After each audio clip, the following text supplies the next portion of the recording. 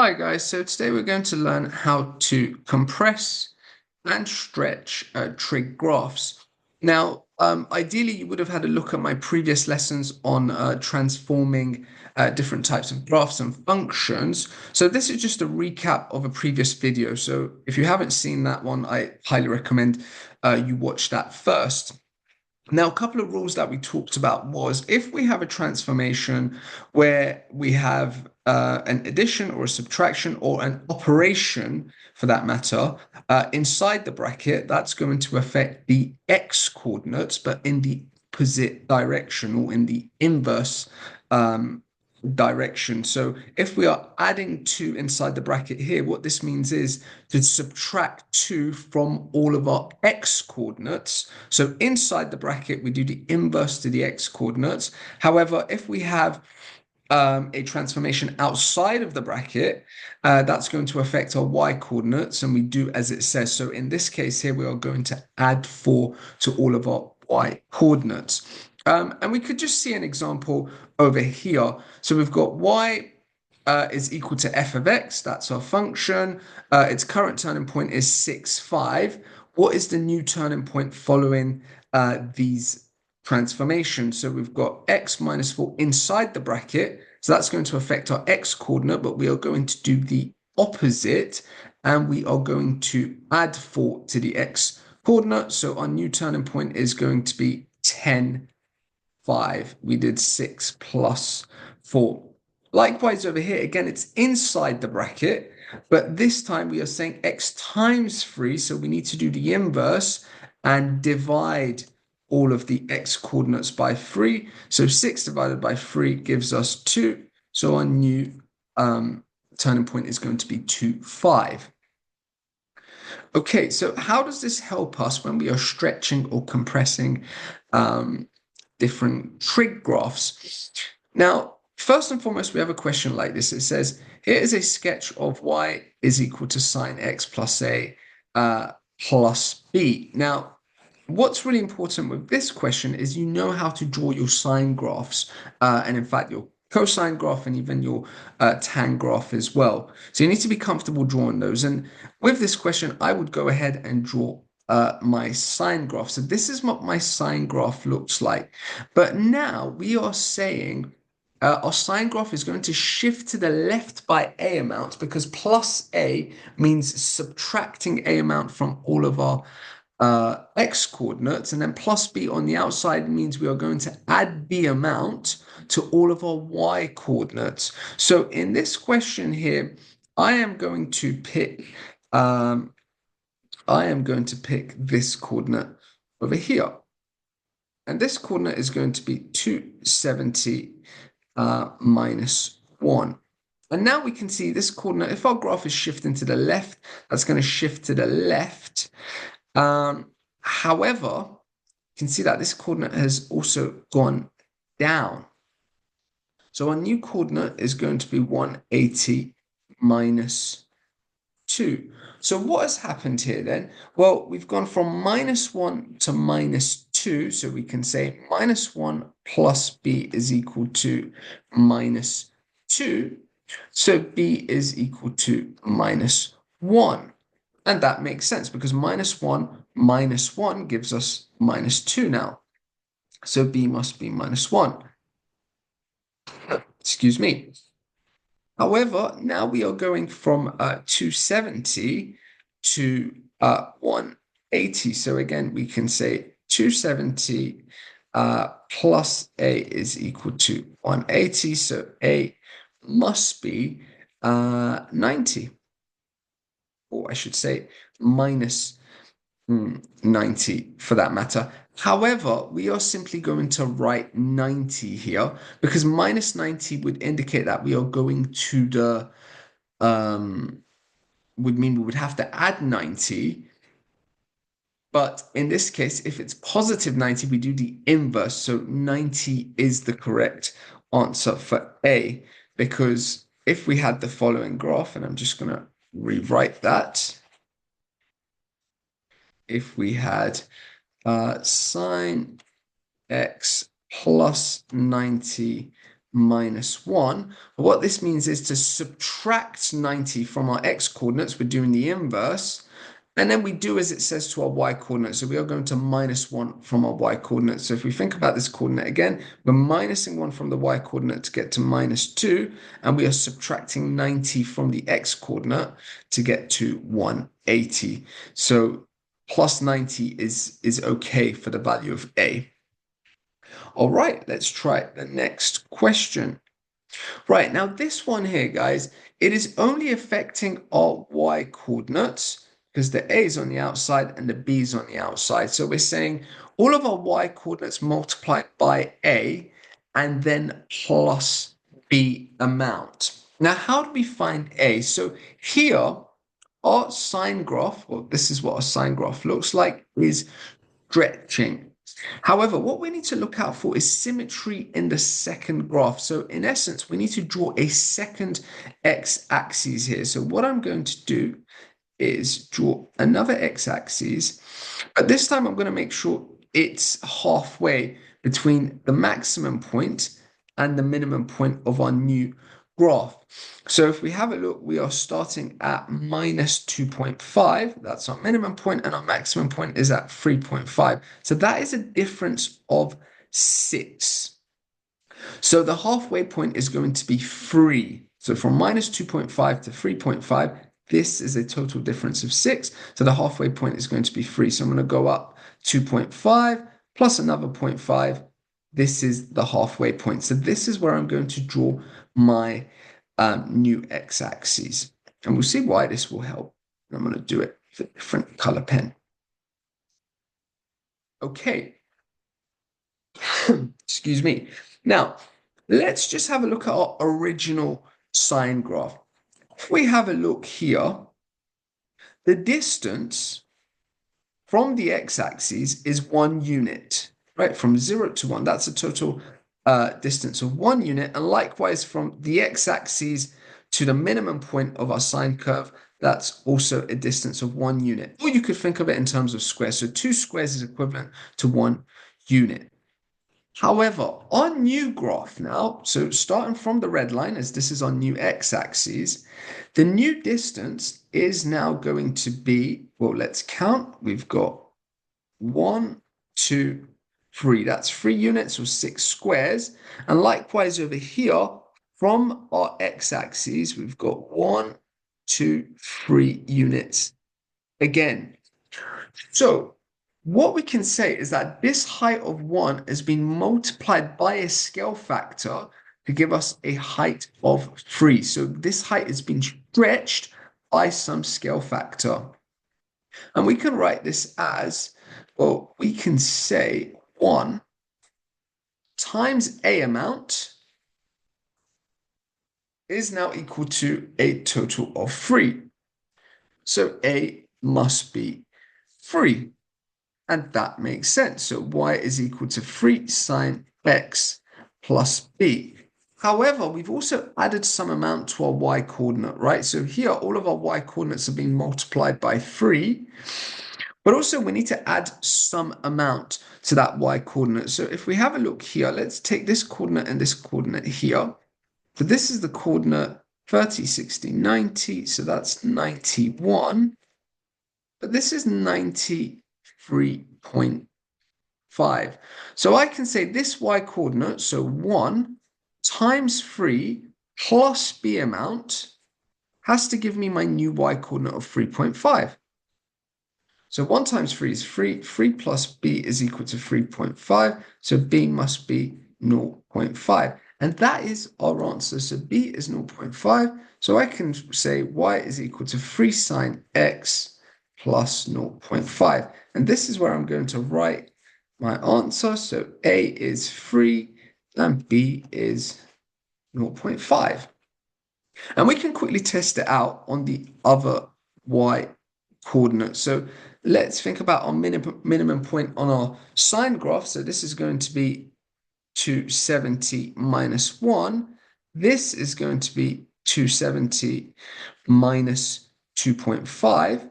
Now let's see, if we follow the rule, so if we multiply this by 3 and then add 0.5, do we get minus 2.5? So let's test this out. And I'm just going to rub these out over here. So we've got minus 1 multiplied by 3 plus 0.5. That's going to be minus 3 plus 0.5, which is in fact equal to minus 2.5. So I know these values are correct. Okay, so let's have a look at the next example. Now, again, guys, if you want to pause the video and try these yourselves, by all means do so. So over here, we now have a cos graph. So again, you need to first draw your cos graph, which is going to look something like this. It doesn't have to be perfect, just a rough sketch, starting from 1 and going down to minus 1 and then going back up to 1 again. So that's your range. And now we need to see what's happening. So again, we are adding Q amount to our X coordinates because that's inside the bracket. So what that means is we're actually subtracting. We need to do the opposite. So we have to subtract Q amount from all of our X coordinates. So our graph is going to shift to the left. And then we are multiplying our Y coordinates by P amount. So let's think about what the value of P is going to be. Now, if we think about the symmetry again, well, if we think about our x-axis, the distance from the minimum point to the maximum point is a total of 6. So 0, or the x-axis, is going to be our line of symmetry there. So we don't actually need to draw a new line of symmetry. And I'm just going to go over it with a different color pen. So the x-axis is our line of symmetry for our original cos graph. So this distance is 1, and this distance is also 1 as well.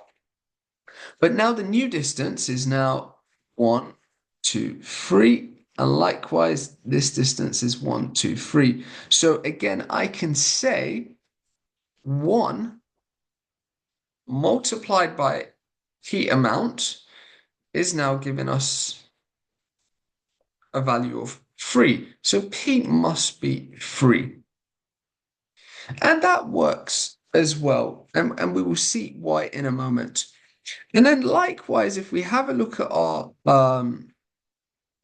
if we have a look at what's happening to the x coordinates, well, we're starting from here, and now we're finishing over here. So we are going back by 45 degrees.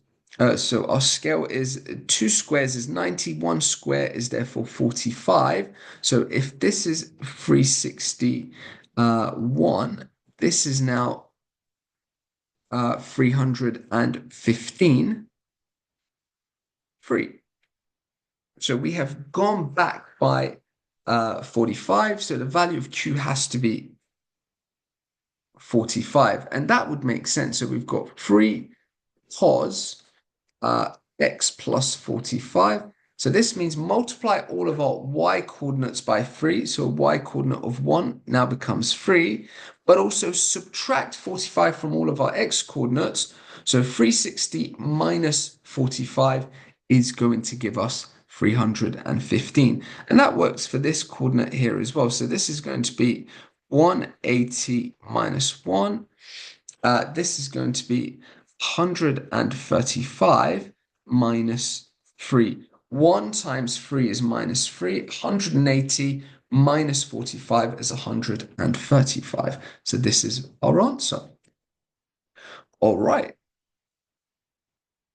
Now, this is where it gets a little bit more difficult. So again, there is going to be a stretch, and we're also adding some amount to our y coordinate as well. So we're multiplying our y coordinates by a amount, and we're also adding c amount to those y coordinate. And then here it says minus b, so that means we have to add b amount to our x coordinates. So let's first worry about the stretch. So what we need to do again is draw our sine graph.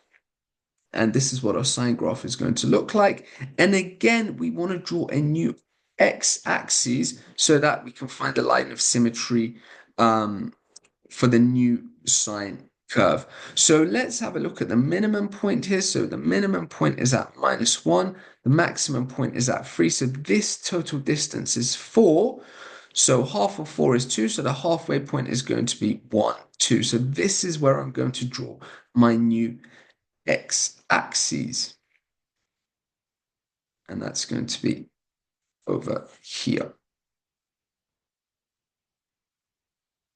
Okay, so again, now we can work out the scale factor, which will give us the value of a. So here, that's a height of 1. And here, that is also a height of 1. But now, using our new x-axis, we can see the new height is now 1, 2. And likewise, this is 1, 2. So we can say 1, 1, this height of 1, times the scale factor of a is now giving us a new height of 2. So a must be 2. And that's our first mark obtained. However, once again, if you think about this y coordinate, and maybe I should use a different color pen, if we think about this y coordinate here and this y coordinate here, so the x coordinate is 91, and that's the y coordinate. The coordinates here are 180 and 3. We should be able to see actually that 1, so we're saying 1 times a, so times 2, and then plus c has to give us our new y coordinate of 3. So 1 times 2 is 2, plus c is equal to 3, so c must be equal to 1. And that makes sense because 1 times 2 is 2, plus 1 becomes 3. And these are all the effects or all the operations that happen into our y coordinate. Now, if we think about our x coordinate, well, we've gone from 90. We can see our graph is shifting to the right. So we've gone from 90 to 180. So we simply need to subtract 90. So the value of b is 90. And if we just write this out here, a is 2. So we get 2 sine x minus 90 plus 1. So what this means is multiply the y coordinates by 2, then add 1 to the y coordinates. And then here, instead of subtracting 90 from the x coordinates, we are going to add 90 to the x coordinates. And we can see 90 plus 90 gives us 180. 1 times 2 is 2, plus 1 is 3. So these are correct. All right, let's have a look at the next example. Now, once again, here, you want to draw your sine graph. And again, we can immediately work out the value of A. Again, using our lines of symmetry. Now, once again, the x-axis is symmetrical for the new sine graph as well. So for the transformed sine graph, we can use this x-axis because this is the line of symmetry. We've got 1, 2 units down here, and we've got 1, 2 units up here. So this one's relatively straightforward. We should be able to see we've gone from a height of 1 to now a height of 2. So what we can say, 1 times a gives us 2, so a must be 2. Okay. And then, well, actually, this one is not entirely correct. So I've made a small mistake with this one. And we can come back to this because actually with this question, it's better to start with the B first. So this is where it can go a little bit wrong. So if we think about this, let's start with the B first, and then we should be able to see why A is not 2 for that matter. So let's think about how many cycles do we get within a 360 interval? Well, here we've got one complete cycle. However, now we've got, this is one cycle, and then we have our second cycle, and then we have our third cycle.